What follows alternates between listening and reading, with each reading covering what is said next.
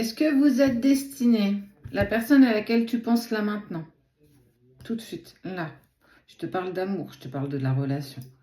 Est-ce que cette personne, elle t'est destinée? Est-ce qu'effectivement, il y a quelque chose à vivre prochainement avec? Ou bien, clairement, vos chemins se sont séparés et il n'y aura pas du tout possibilité de retour. Oracle de G, oracle de la triade, je te laisse choisir. Tu l'as? On commence avec l'oracle de la triade. Est-ce que vous êtes destiné? La tentation de l'âme. J'aime beaucoup. Tu penses à cette personne, tu mets le plus d'infos possible. Son prénom, son nom de famille, sa date de naissance, tu le visualises dans ton esprit, dans ton cœur, tu le vibres pour être sûr. Je papote, je papote, je papote, je papote. Regarde ça.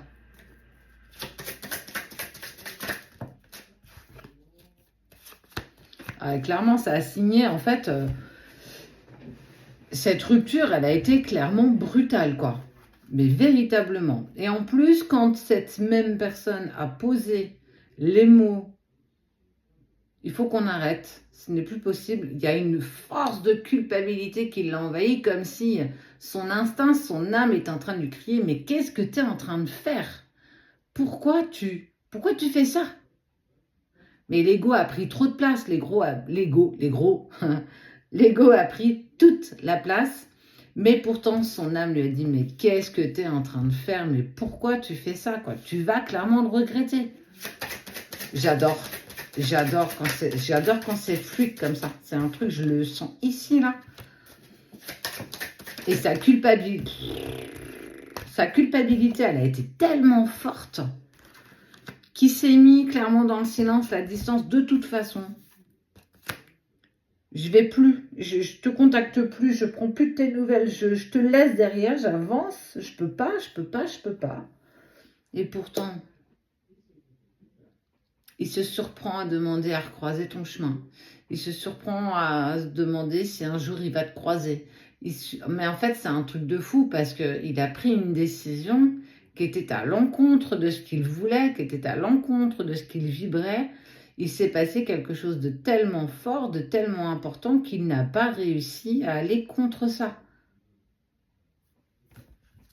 Il y a de l'amour. Est-ce que justement, c'est pas parce qu'il y a de l'amour qu'il a pris cette décision hâtivement? L'amour, ça fait peur.